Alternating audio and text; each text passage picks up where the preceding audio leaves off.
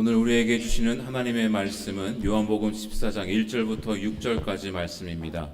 신약성경 172면입니다. 하나님의 말씀을 봉독합니다. 너희는 마음에 근심하지 말라. 하나님을 믿으니 또 나를 믿으라. 내 아버지 집에 거할 곳이 많도다. 그렇지 않으면 너희에게 일렀으리라. 내가 너희를 위하여 거처를 예비하러 가노니 가서 너희를 위하여 거처를 예비하면 내가 다시 와서 너희를 내게로 영접하여 나 있는 곳에 너희도 있게 하리라. 내가 어디로 가든지 그 길을 너희가 아느니라. 도마가 이르되 주여 주께서 어디로 가시는지 우리가 알지 못하거늘 그 길을 어찌 알겠사옵나이까. 예수께서 이르시되 내가 곧 길이요 진리요 생명이니 나로 말미암지 않고는 아버지께로 올 자가 없느니라. 아멘. 하나님 감사합니다. 기도하겠습니다. 좋으신 하나님, 귀한 주일을 맞아 아버지께 예배하며 말씀 듣게 하시니 감사합니다. 하나님의 말씀을 굳게 붙잡고 늘 주님께서 기뻐하는 복된 인생을 살아갈 수 있도록 은혜 더하여 주시옵소서. 귀한 찬양 연주 받으시니 감사합니다. 충성하는 저들에게 늘 하늘의 것으로 충만케 해 주옵시며 넉넉히 세상을 이기며 사는 승리하는 사람들 되게 도와주옵소서. 오늘도 주의 성령이 말씀 가운데 역사하시고 각자 심령에 주장하실 줄로 믿사오며 예수님 이름으로 기도하옵나이다. 아멘. 할렐루야. 주의 크신 은혜가 여러분 가정에 넘치길 바랍니다. 세계 2차 대전 전쟁이 1939년 6월 1일부터 시작해서 1945년 6월 2일 날 끝났습니다. 만 6년간의 그 전쟁에 엄청 많은 희생자들이 있었죠. 특히 끔찍한 것은 나치 독일 정부가 유대인들을 그렇게 학살했던 것. 참 얼마나 많은 불쌍한 영혼들이 죽었는지 모릅니다. 그 나치 수용소에서 안 죽고 살아나온 사람 가운데 정신과 의사인 빅토르 플랭클이라는 사람이 있습니다. 이 사람은 그곳에서의 경험들을 책으로 써냈는데 그 안에서 한 번은 그런 일이 있었다고 합니다. 수감된 사람 가운데 국제적으로 꽤 알려진 어떤 작곡가 한 사람이 있었는데 그 사람이 어느 날 이 플랭클에게 오더니 의사 양반, 내가 긴히 할 말이 있네. 얼마 전에 아주 희한한 꿈을 꿨는데 꿈속에 누군가 내게 다가오더니 이렇게 말했어. 알고 싶은 게 있으면 무엇이든지 물어보라. 그러면 내가 다 대답해 주겠다. 그래서 내가 언뜻 이 전쟁이 언제 끝날지 가르쳐 달라고 그랬다는 겁니다. 그랬더니 그 사람이 1945년 3월 30일에 끝날 거라고 대답해 줬다는 겁니다. 그 말을 들은 플랭클은 그 꿈을 언제 꿨습니까? 바로 한 달 전쯤이에요 라고 말하는데 이 이야기하는 때가 바로 1945년 3월 초라는 것입니다. 그러니까 약 10여일 정도만 있으면은 이제 전쟁이 끝나게 되는 거죠. 한 달 정도 있으면은 전쟁이 끝난다. 그렇게 말한 이 작곡가가 그렇게 얼굴이 환하면서 참 굉장히 생기가 도는 모습을 보았다고 합니다. 그런데 웬일인지 날이 가면 갈수록 전쟁이 끝난다라는 그런 어떤 신호나 분위기가 돼야 되는데 전혀 수용소에는 아무런 전세의 그런 분위기가 없이 그냥 매일 똑같은 지루한 날이 반복되는 겁니다. 그런데 드디어 시간이 가서 30일을 하루 앞둔 29일 날 이 작곡가가 쓰러졌습니다. 갑자기 고열을 일으키면서 횡설수설하더니 몇 시간이 못 돼서 죽었다고 했습니다. 그래서 사인을 확인해 보니까 발진티푸스균에 의해서 죽었습니다. 이 빅토르 프랭클은 이 사건을 분석하면서 그가 하는 말이, 사람이 희망을 가지고 있을 때는 몸의 면역 기능이 활발하게 작동하기 때문에 발진티푸스균이 들어와도 그 균을 충분히 억제할 수 있다는 겁니다. 그러나 작곡가의 경우에 30일이 다 되어 가도록 아무런 총전의 분위기가 없으니 점점 낙심하고, 그 꿈은 개꿈인가 보다, 전쟁은 끝나지 않는가 보다, 그렇게 생각이 될 때 점점 마음이 무너지고 기대가 사라지고, 그러면서 절망 가운데서 도대체 무엇을 믿고 기대하며 살아야 하는가, 그게 사라지면서 점점 면역 체계도 약해지고 발진티푸스균에 이기지 못하고 당하고 말았다라고 설명하고 있습니다. 이 말은 희망을 갖고 있는 사람들 몸의 면역 체계, 항체도 강하게 생겨서 웬만한 질병도 이긴다라는 거죠. 또 뭔가 삶에 희망이 있는 사람은 어떤 고난도 이길 준비가 되어 있습니다. 그래서 우리가 살아가면서 이 희망이라는 것이 얼마나 중요한지 모릅니다. 지금 현재 아픈 사람은 시간이 지나면 나을 수 있다는 기대와 희망이 있기 때문에 병을 이기며 살아가는 것이죠. 그만큼 희망을 갖는다는 것은 생명이고, 희망을 잃었다는 것은 죽음과 같다는 의미라는 겁니다. 하나님은 우리에게 희망을 주시기를 원하시는 분이십니다. 예레미야 29장 11절에 보면은 여호와의 말씀이니라, 너희를 향한 나의 생각을 내가 아나니 평안이요 재앙이 아니니라, 너희에게 미래와 희망을 주는 것이라 라고 말씀하고 있습니다. 하나님은 언제나 당신의 백성들과 인류에 다양한 방법으로 희망을 주셔서 살아가도록 만들어 주시는 것입니다. 그래도 사람들이 희망을 가지고 살지 않고 각자 방법대로 살다가 많은 인생의 고초와 죄악과 고난과 저주 가운데 살아가는 모습을 본 하나님은 마지막 영원한 희망을 계획하시고 준비하셨어요. 그게 뭐겠습니까? 바로 예수님이 이 땅에 오시는 사건입니다. 그래서 독일의 신학자 몰트만은 희망의 신학이라고 말합니다. 예수를 믿는, 예수님으로 인해서 복음이 와서 우리가 살게 되고 천국 가는 이 놀라운 진리는 바로 희망신학이다. 그러므로 예수님은 우리와 온 인류의 희망이다라는 것입니다. 그러면 예수님이 우리 인류의 희망이라고 할 때에 그 근거가, 이유를 말하라고 한다면 무엇이겠는가? 첫째는요, 주님은 우리 죄를 사해 주시니 희망입니다. 인간에게 영원히 해결할 수 없는 것들이 있다면 그 중에 중요한 것 중에 하나가 바로 죄 아닙니까? 여러분, 우리는 우리 스스로 우리 죄를 절대 해결할 수 없습니다. 아니, 세상의 그 어떤 이론과 사람과 권력도 우리 죄를 해결해 줄 수가 없습니다. 그런데 이 죄를 하나님께서 독생자를 보내주셔서 우리의 죄를 해결해 주셨어요. 당신이 친히 십자가에 달려 보배로운 피를 흘려주심으로 그 피를 믿는 자마다 우리는 우리의 죄값으로 피를 흘려야 하는 것이 아니라 예수님이 흘려주셨기 때문에 우리는 다 죄 용서함을 받았다라는 것입니다. 여러분, 죄 용서했다라고 할 때 그 용서한다라는 헬라어 의미가, 글자가 뭐냐면요, 아피엠이라고 합니다. 에피엠이.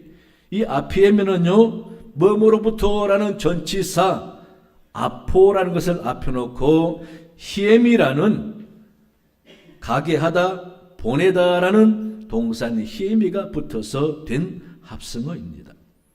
그러므로 하나님이 아피에미 했다라는 것은 우리 인간에게 저주와 멸망과 심판을 초래하는 죄를 그 사람으로부터 완전히 떼어내버렸다는 걸 의미하는 겁니다. 사람이 죄가 있기 때문에 생사고락이 생기는 거 아닙니까?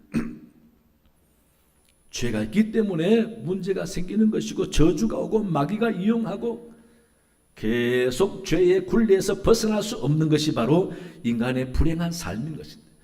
바로 예수님이 우리 모든 죄를 해결해 주셨다. 그래서 사람이 살아가면서 어떤 의미에서 가장 중요한 것은 용서다라는 것입니다. 용서. 용서해 주는 것, 용서 받았다는 것이 얼마나 중요한지 모릅니다. 우리가 내 이웃에게 용서를 해야 됩니다. 그 용서의 의미는 바로 내가 하나님 앞에 용서를 받았으니 나도 다른 사람을 용서하는 것은 당연한 것이다 라는 의미에서 우리는 용서를 해야 됩니다. 또 한편으로는 내가 사람을 용서할 때 하나님은 내 모든 죄를 다 용서해 주신다라는 그런 개념이죠. 그래서 우리는 사람들에게 용서해야 됩니다. 하나님 앞에 용서받은 사람들은 사람들의 무슨 죄, 어떤 죄든지 몇 번이든지 용서해야 된다는 겁니다. 그래서 예수님의 제자 베드로가 예수님이 물었잖아요. 몇 번까지 용서하리까? 70번을 7번까지라도 용서하라라고 마태복음 18장 22절에 말씀하고 있습니다. 이것은 무조건 용서란 말이죠. 왜? 우리가 하나님 앞에 용서 받았으니까. 마태복음 6장에 보면은 제자들이 기도에 대해서 물었을 때에 주님이 기도를 가르쳐 주셨잖아요. 그 기도 내용 중에 상당한 분량을 차지하는 부분이 우리가 우리에게 죄 지은 자를 사하여 준 것 같이 우리 죄를 사하여 주옵시고, 여기서도 우리가 다른 사람을 용서해 주면은 하나님이 우리를 용서해 주신다라는 개념을 가지고 먼저 우리가 다른 사람을 용서해야 된다는 걸 말하고 있잖아요. 그래서 예수님께서는 마태복음 6장 14절 15절에 너희가 사람의 과실을 용서하면 너희 천부께서도 너희 과실을 용서하시려니와 너희가 사람의 과실을 용서하지 아니하면 너희 아버지께서 너희 과실을 용서하지 아니하시리라 라고 말씀해 주셨습니다. 그래서 성경에서 말하는 용서를 두 가지로 구분을 해보면은 첫째는요, 율법적인 용서라는 것이 있습니다.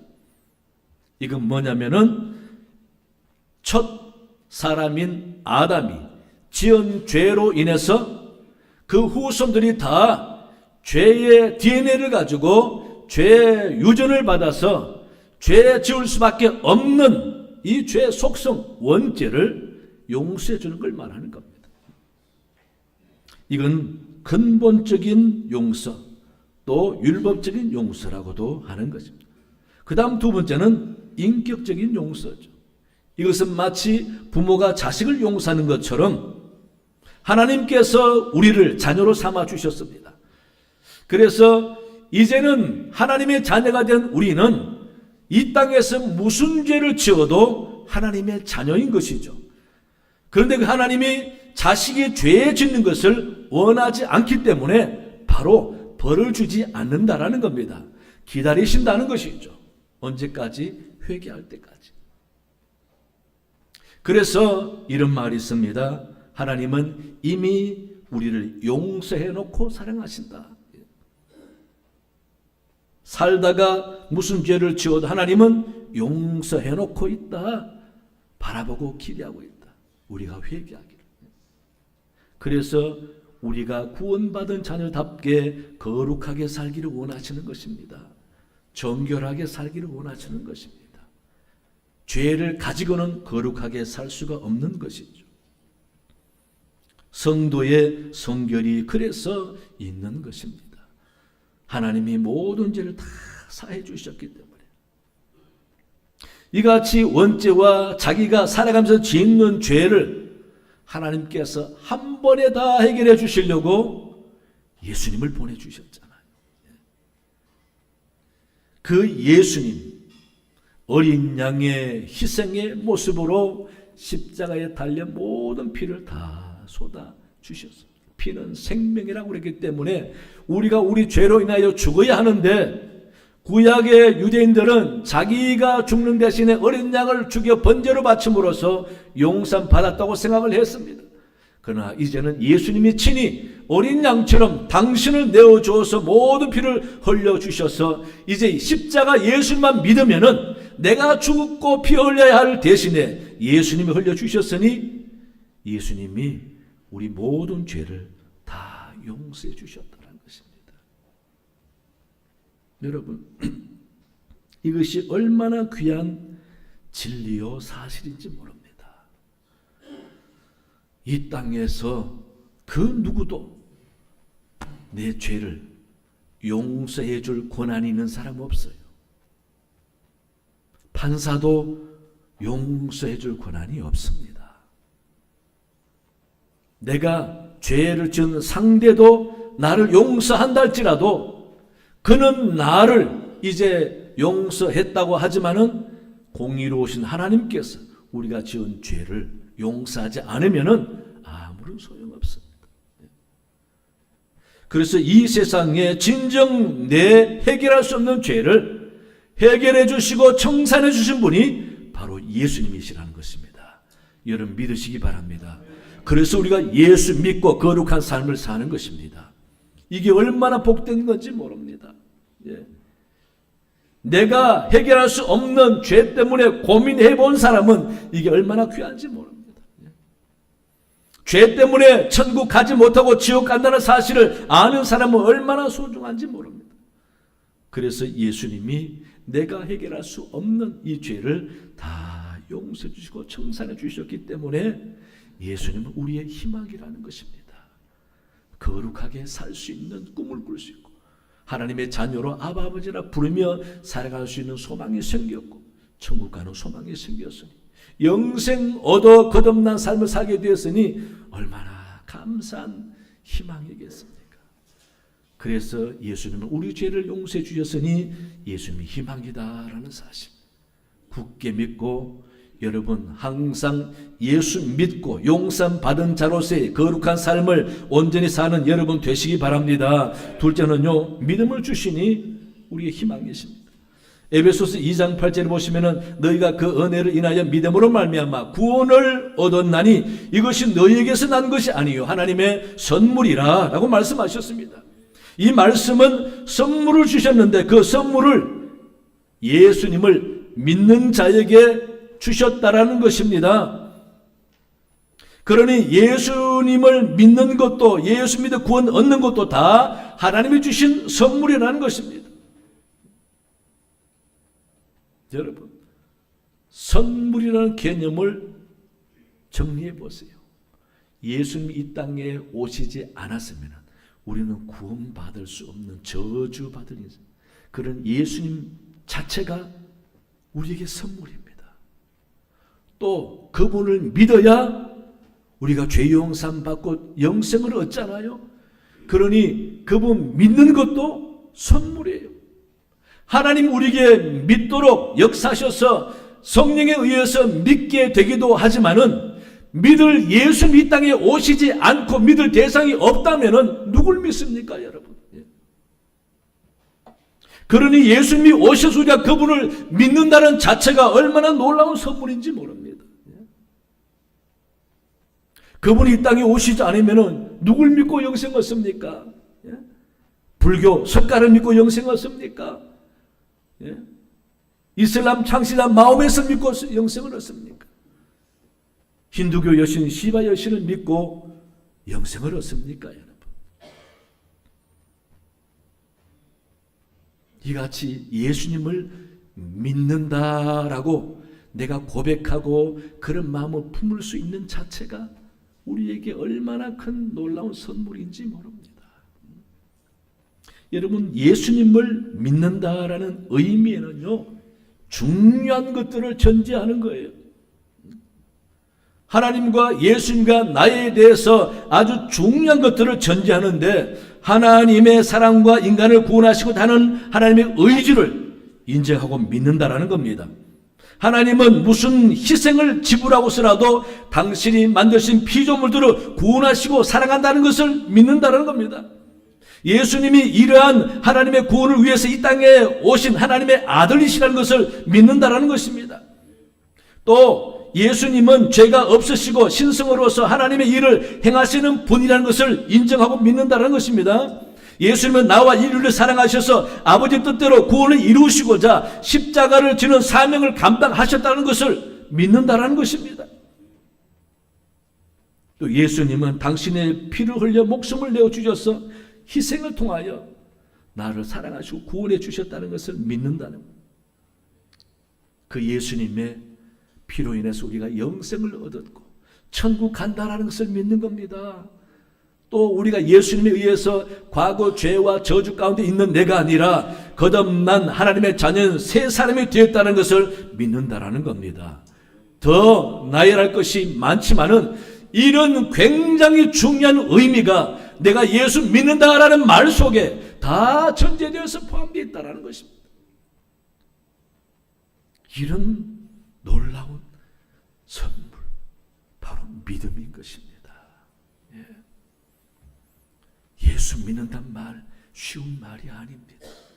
간단한 말이 아닙니다. 얼마나 놀라운 하나님의 뜻과 계획이 담겨있고 하나님과 주님의 얼마나 큰 사랑과 희생이 담겨있는지, 그걸 믿는다라고 말할 때 내 마음은 그 모습을 다 안다면은 얼마나 벅찬 감동으로 고백을 해야 되겠습니까, 여러분? 주님, 내가 믿습니다. 주님, 내가 믿습니다. 그걸 다 받아들이고 인정하고 믿는 걸 말하는 겁니다. 여러분, 믿음 생활, 이웃집에 놀러가듯이 해서는 안 됩니다. 일생과 생명을 걸고 믿음 생활을 해야 되는 것이죠. 하나님은 엄청난 계획과 생각과 고민을 가지고 엄청난 희생을 지불해서 우리에게 믿음을 선물로 주셨는데 우리 믿음을 너무 하찮게 여기는 거예요. 믿었다가 말았다가 믿을까 말까. 여러분, 우리에게 독생자 예수를 보내주셔서 믿음을 선물로 주신 하나님을 생각해 보시기 바랍니다. 그렇게 가볍게 믿음을 생각해서 됩니까?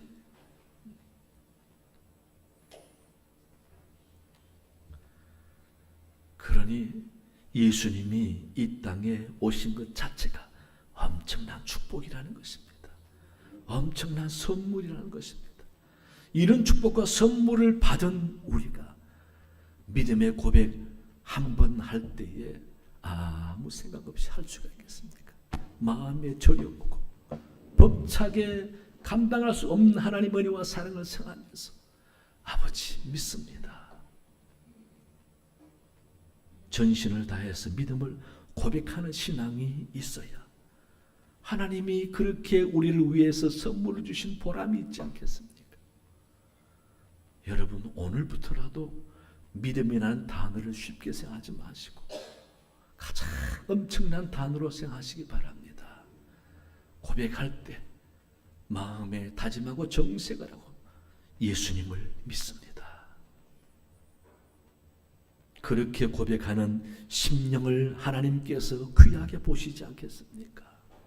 그래, 내 선물을 귀하게 받는 내 영혼을 내가 책임지리라. 여러분, 이런 신앙생활 우리가 하고 있습니다.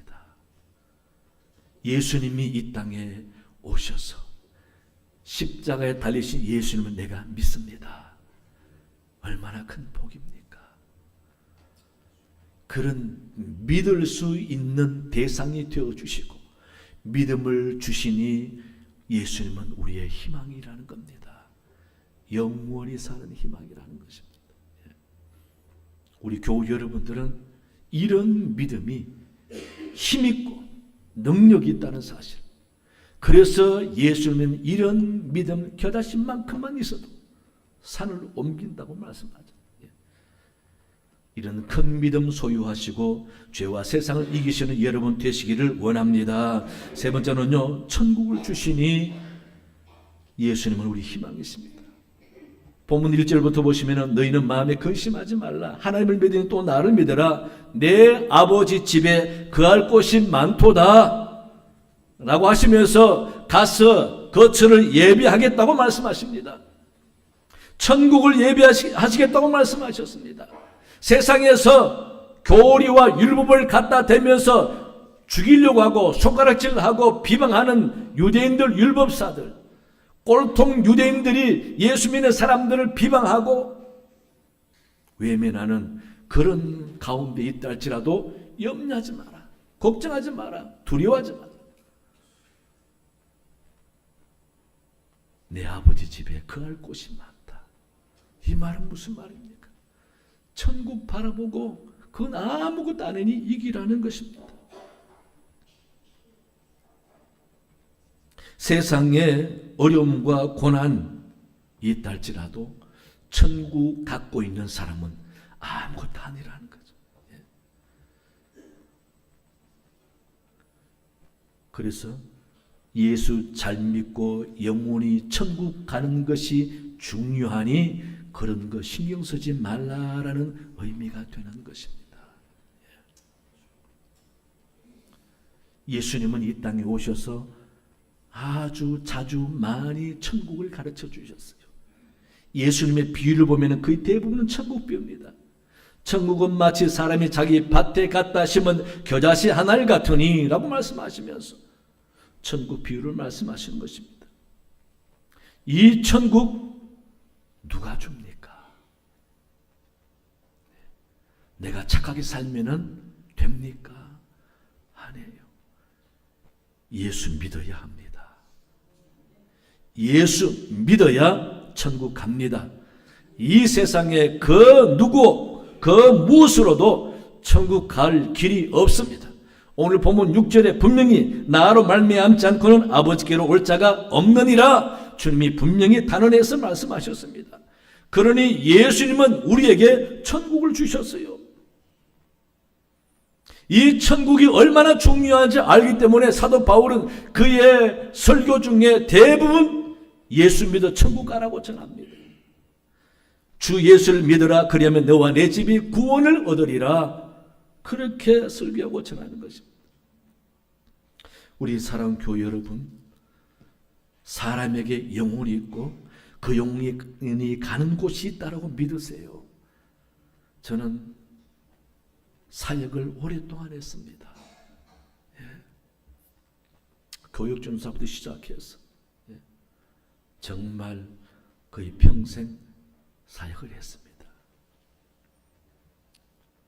중학교 1학년 교회학교의 반사 서기부터 시작해서 저는 평생 교회를 놓쳐본 적이 없습니다.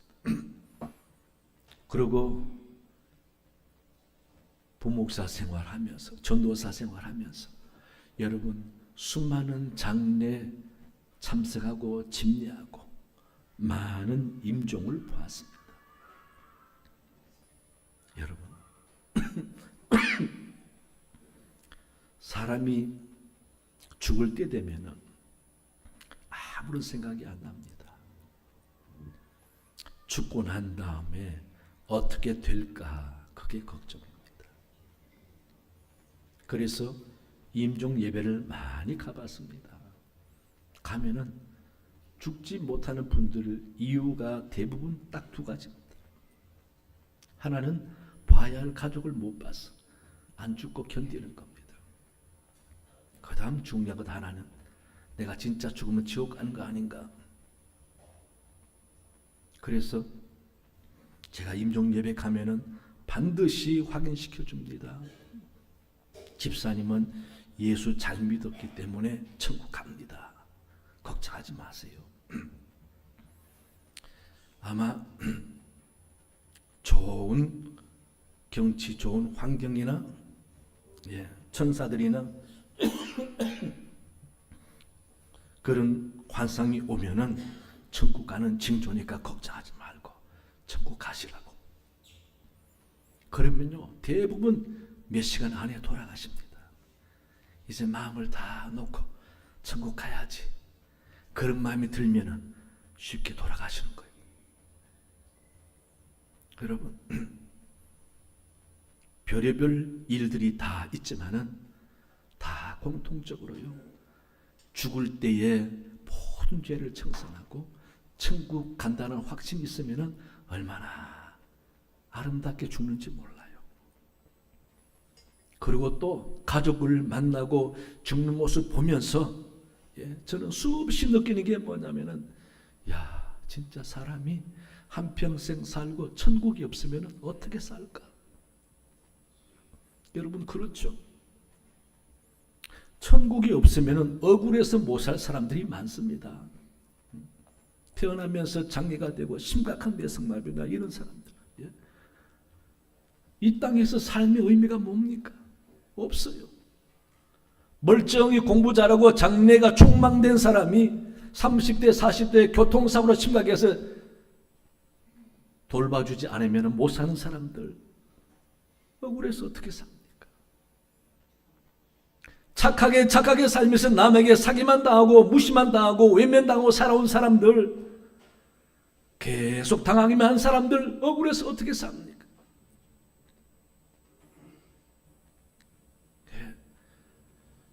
진짜 천국이 없으면은 억울해서 못 살 사람들이 얼마나 많은지. 이 땅에서 비록 남보기에 구차하고 비굴하고 가난하고 무시당하고 살지만 천국 가면은 하나님께서 영광스럽게 맞아주신다. 그래서 예수님도 부자와 문간에는 거지 나서로 이야기를 해주시잖아요. 여러분, 천국이 있다고 믿으셔야 됩니다. 저는 천국 문턱까지 갔다가 돌아온 사람 여러 봤습니다. 예수님을 꿈속에서 본 사람도 많이 봤습니다. 천국에 가서 자기가 거처할 굉장히 어리연한 집을 보고 온 사람들도 저는 간절한 사람도 봤습니다. 천국의 다양한 모습을 보고 온 사람들 간증도 많이 제가 듣고 봤습니다. 여러분, 천국은 진짜 있습니다. 천국이 없으면 예수님이 왜 십자가 져야 합니까, 여러분? 천국이 없으면 예수님의 죽음은 헛것입니다. 속된 말로 개죽음입니다. 천국이 있기 때문에 주님은 그렇게 기꺼이 죽을 수 있는 겁니다. 내가 죽어 불쌍한 영혼들이 천국 온다면 당신 한 몸 희생하는 그 사랑을 우리가 깨닫고 알기에 주님을 전심으로 믿는 것 아닙니까? 우리 교회 여러분, 교회 왜 나옵니까? 천국 백성이 되었으니까. 하나님을 아바아버지로 부르며 천국 가는 백성이 되었으니까 하나님의 자녀, 천국 가는 백성으로서의 온전한 신앙의 삶을 잘 살아가고자 교회 나와서 예배드리고 교회 봉사하는 것 아닙니까?